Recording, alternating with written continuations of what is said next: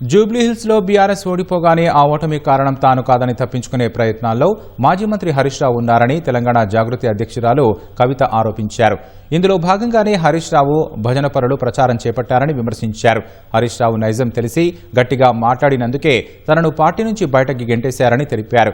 కేటీఆర్ హరీష్ రావు పేరుకే కృష్ణార్జునులని ట్వీట్ చేసుకోవడం తప్ప క్షేత్రస్థాయిలో పనిచేయడం లేదని ధ్వజమెత్తారు. ప్రజా సమస్యలపై క్షేత్రస్థాయిలో పనిచేసి ఉంటే జూబ్లీహిల్స్ ఫలితం మరో విధంగా ఉండేదని కవిత పేర్కొన్నారు.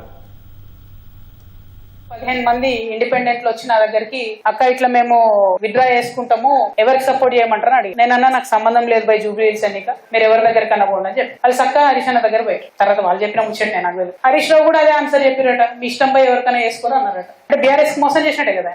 అంతకన్నా ముందేం చేసిరు హరీష్ రావు గారు ఎలక్షన్ పెట్టక ముందే ఇవ్వకి పలానా క్యాండిడేట్ ని పెడితే మీకు సపోర్ట్ చేస్తా కాంగ్రెస్ కానీ చెప్పపిరట పైకి వాళ్ళు వద్దన్నారట. At the same time Ramanna కూడా సోషల్ మీడియా ట్విట్టర్ ఇచ్చిపెట్టి గ్రౌండ్ లకు రావాలి. ఇంకో పక్క హరీష్ అన్న మోసం చేయడం బంద్ చేసి నువ్వు కృష్ణునివా నువ్వు అర్జున్వా ఏందో డిసైడ్ చేసుకుని ఆ పాత్ర ఏందో స్ట్రేట్ ఫార్వర్డ్ చేయాలి. వీళ్ళు పేరుకు కృష్ణార్జునాలు పెట్టుకుంటారు ఒకరి మీద ఒకరి బాణం వేసుకుంటే పాపం బలే ఎవరే టీఆర్ఎస్ కార్యకర్తలు కదా.